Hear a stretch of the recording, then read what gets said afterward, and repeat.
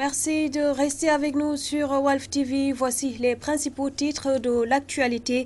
Le Jaraaf Youssou Ndoye au cœur d'affaires de terre. Des Wakamois accusent le chef coutumier d'avoir fait main basse sur des terres appartenant à une communauté. Le mis en cause préfère répondre par le mépris. Les syndicats d'enseignants toujours sur le pied de guerre malgré l'engagement du chef de l'État à satisfaire leurs revendications. Des syndicalistes qui attendent des actes concrets n'excluent pas de perturber l'année scolaire. Dans l'actualité politique, désignation de Aïda Mbouch à la tête du groupe parlementaire de l'opposition. Les frondeurs du PDS déjà en ordre de bataille. Modou Diagne Fada et compagnie promettent de vendre cher leur peau. Du côté de certains responsables du PDS, on parle de combat d'avant-garde. La page internationale également au menu de cette édition. Voilà pour le sommaire. Bonsoir et bienvenue à vous tous.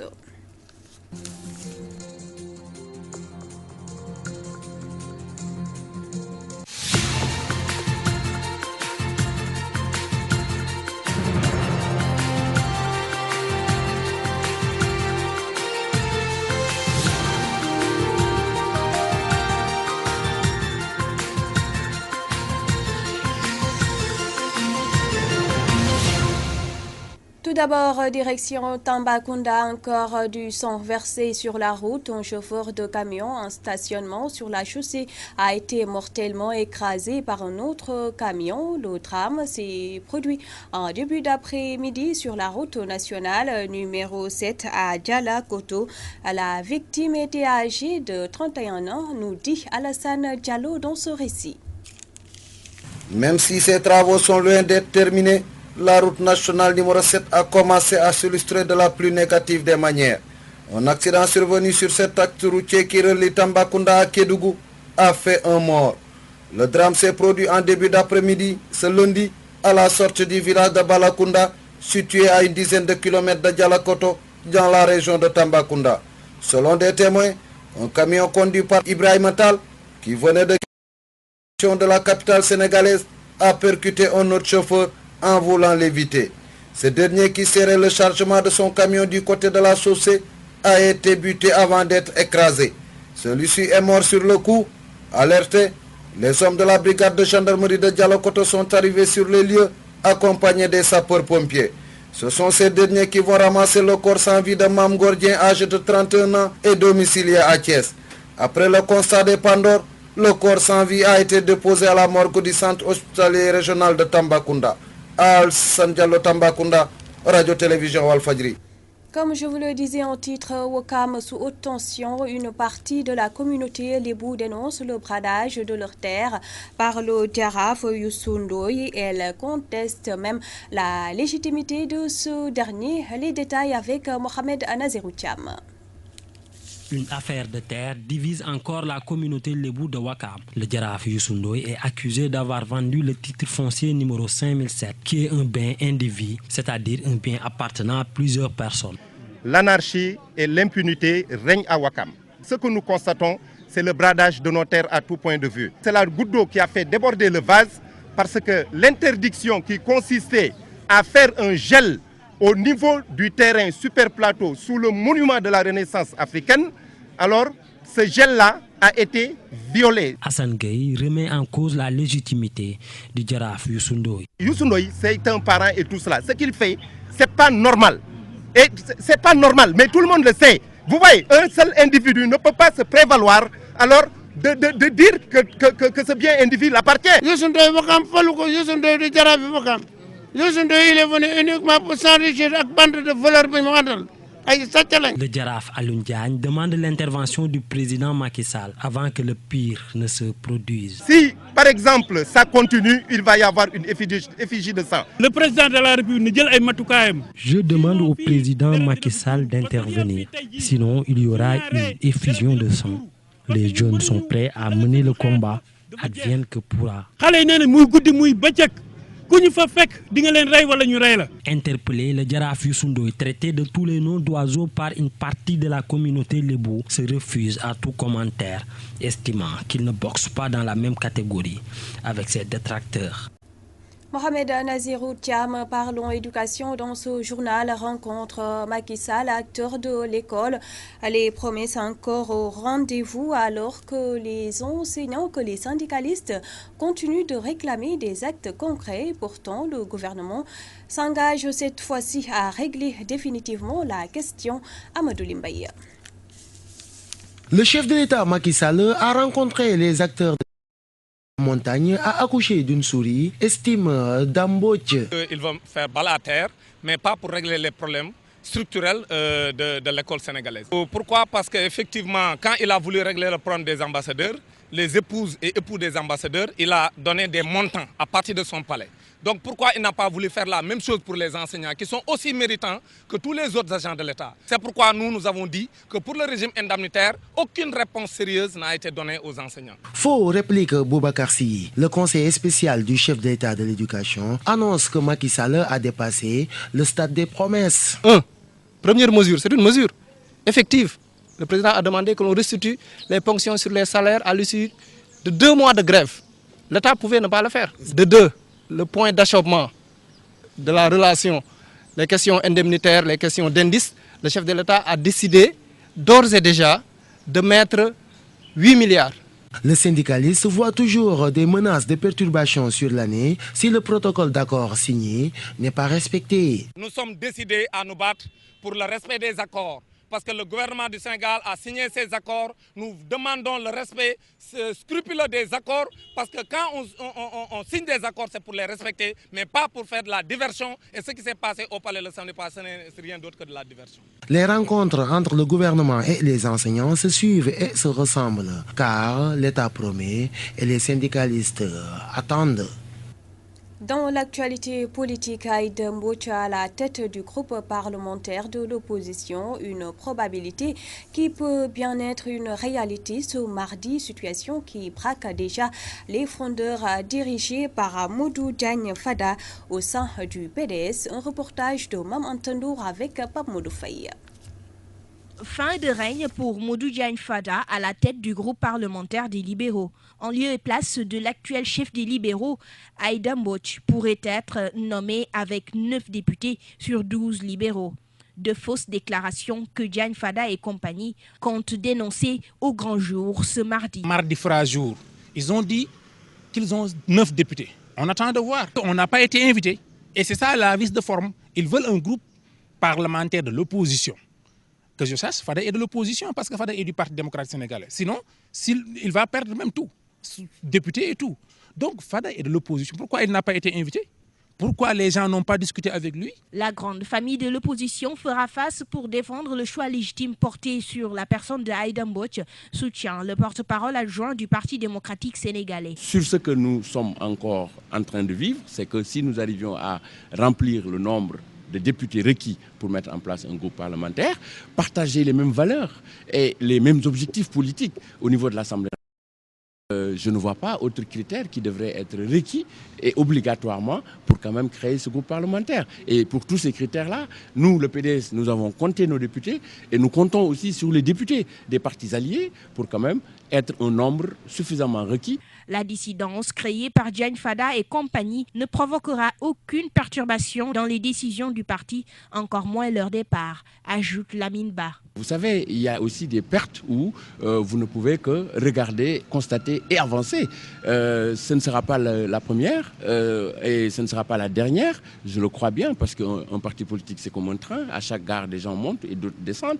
Donc, mais nous ne confondons pas les choses. L'objectif, l'intérêt supérieur du parti n'est pas à confondre avec des intérêts de personnes. Les partis PDS, Réumi, Bok Gis Gis, AJPADS, FSDBJ, UCS et comme chef de file Aïda Mbodj, secondé par un député de Réumi à l'Assemblée nationale, compte mettre sur pied un front pour la régularité du processus électoral. Un front qui risque de marquer le repère d'une nouvelle crise dans l'opposition, particulièrement au sein du Parti démocratique sénégalais. Maman Tendour, les responsables libéraux de la commune de Mbar, dans le département de Gossas, invitent les ténors du PDS à sceller l'union sacrée et à faire renaître le militantisme dans les rangs du parti avec comme seul maître à bord le secrétaire général Abdoulaye Wade. En outre, il traite les responsables apéristes au pouvoir d'amateurs incapables de diriger le Sénégal. Voici Mamadou Mbang, leur porte-parole avec Léopold Tamba. Nous demandons l'unité, aussi bien au sommet qu'à la base. Les responsables d'en haut doivent se retrouver autour de l'essentiel. Nous devons unifier nos forces, travailler ensemble, marcher ensemble, faire tout ce que nous avons à faire ensemble, dans le seul intérêt du Parti démocratique sénégalais. Le Sénégal traverse des moments très difficiles. Depuis l'arrivée du président Macky Sall au pouvoir, le constat est le même. Rien ne fonctionne. Ici, en bas, nous avons décidé de nous retrouver, d'unifier nos forces pour aller à la reconquête du pouvoir que nous avons perdu depuis 2000. Maître Abdoulaye Wade reste le secrétaire général du Parti démocratique sénégalais. Karim Wade est notre candidat. Karim Wade est aussi l'unique candidat du Parti démocratique sénégalais. Nous n'avons pas de plan B, de plan A ou de plan Z. Le PDS a un seul plan. Ce plan se nomme Karim Meïssa Wade. Le pays va très très mal depuis que Macky Sall est au pouvoir. C'est le constat. Partagé par tous les Sénégalais, je dis bien. Aussi bien à Mbar, à Colobane, à Ndiéné, dans l'ensemble du département de Gossas, le constat est le même. Macky Sall est un amateur. Il doit quitter le pouvoir le plus tôt possible à l'intérêt des Sénégalais. Il n'a pas été préparé pour l'exercice même du pouvoir. Il a été surpris. C'est ça le problème majeur. Tous les Sénégalais sont fatigués. Je vous parle maintenant de la construction d'une centrale à charbon dans la commune de Kayar. Les populations parlent de menaces qui pèsent sur 700 hectares de leurs terres avec des conséquences économiques et environnementales. À Kayar, Ramatoulaye Sarr.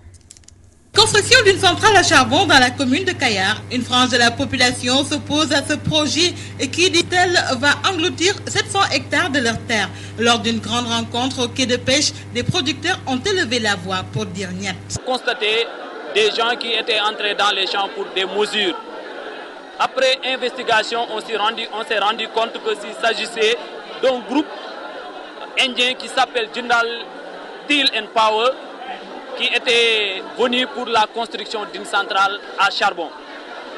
Mais cela, c'est sur la zone agricole par excellence de Kayar. C'est la zone de production de pommes de terre avec une production locale qui est très importante. C'est la raison pour laquelle l'association des producteurs maraîchers de Kayar s'est levée pour prendre le combat en charge, pour dire non et demander à l'arrêt immédiat de cette opération. De l'avis de ces personnes, la construction de la centrale à charbon serait une porte ouverte aux problèmes sanitaires et économiques. Climatique. D'ici 2 mois, moins de 2 mois, on va vers le sommet de Paris où le président de la République doit porter la voix de tous les maires africains par rapport au réchauffement climatique. Et il est bon de noter également que le charbon à lui seul produit presque 44% du CO2. Le charbon à lui-même produit presque 30% des gaz à effet de serre des énergies. Donc, contribue largement au réchauffement climatique. Et quand on parle de réchauffement climatique, il est clair qu'aujourd'hui, nous sommes menacés. Le premier impact est lié à la destruction totale de la zone agricole par excellence de Kayar. Comme vous le savez, le projet doit s'établir sur une superficie de 300 hectares. Et donc, cette zone-là ne fait même pas 300 hectares. Alors, de ce point de vue, on va rayer complètement l'agriculture de Kayar. La préservation de leurs terres et de leur santé, c'est ce que réclament ces personnes, parmi lesquelles des marailleurs et des producteurs qui interpellent l'État. Kayar, Ramatoulaye Sarr, Radio-Télévision Walfadjri. Des hangars, mosquées et plusieurs maisons emportées par un vent violent et une forte pluie, ce sont les dégâts enregistrés au village de Ouro Seydou. L'arrondissement de Gamadi Saré, les populations sans assistance réclament de l'aide dans cette correspondance de Aboukan. Surpris par l'eau, tard la nuit, au moment où ils dormaient à Ouro Seydou Djalil, dans l'arrondissement de Gamadi Saré, les habitants de ce village Peul vivent depuis quelques jours dans la plus grande désolation. Ici, la furie des eaux de pluie a occasionné une trentaine de cases détruites.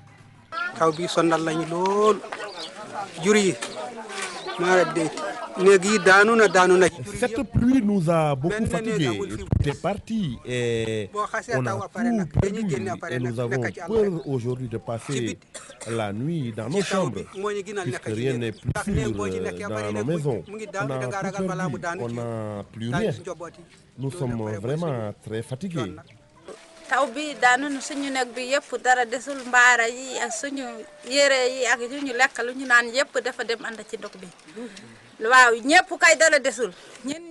La pluie a tout détruit, on a tout perdu et nous n'avons plus rien. Nous sommes vraiment très fatigués aujourd'hui. Nos habits aussi sont dans l'eau. Nous demandons assistance car tout est parti. Nous n'avons plus rien. Même notre mosquée est tombée.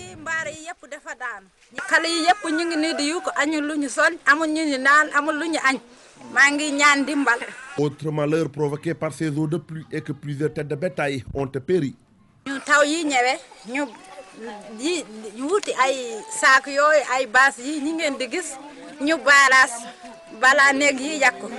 étions obligés de trouver des bâches pour les ceinturer au niveau de nos maisons pour empêcher le ruissellement de l'eau.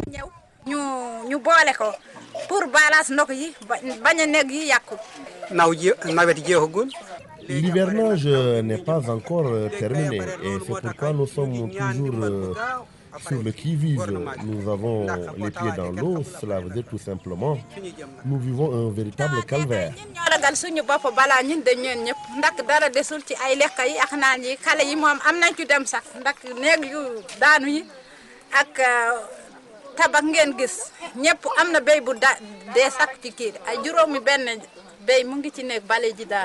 Ces populations qui ont tout perdu et qui n'ont plus où passer la nuit et demandent des secours d'urgence pour leur survie. À Padarabou Khan pour la télévision Al-Fajri. À Boukana, des populations de Wouro Seydou Djalil désemparées qui lancent un SOS, vous l'avez dit. On en vient à l'actualité internationale, une présentation de Ndiabité.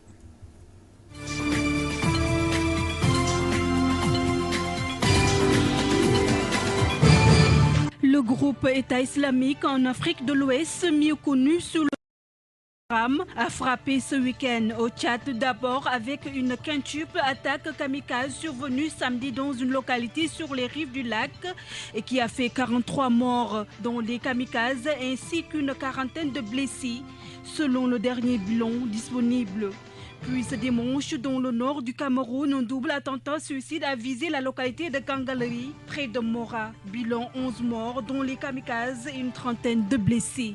C'est un pays sous le choc et en colère qui enterre ses morts. 2 jours après l'attentat d'Ankara, la défiance envers le président Erdogan est grande. Le principal parti pro-kurde accuse le pouvoir de n'avoir pas assuré la sécurité du rassemblement de samedi. À l'absence de revendications, le gouvernement pointe du doigt l'organisation État islamique. Les autorités turques parlent de 2 kamikazes. L'un d'eux pourrait être le frère de l'auteur de l'attentat de Suruz en juillet dernier. Une opération jamais revendiquée, mais attribuée au groupe ultra-radical.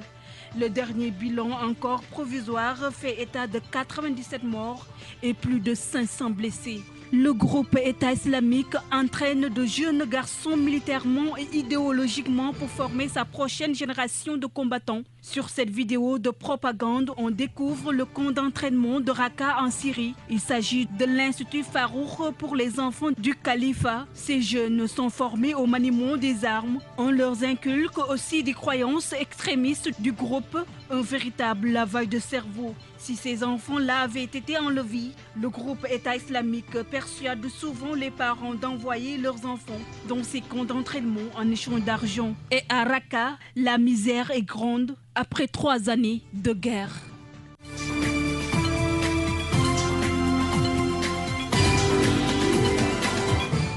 Ainsi s'achève cette édition. Merci à toute l'équipe qui m'a aidé à la réalisation. Pierre-Edouard Faye, Aïssatou Diagne.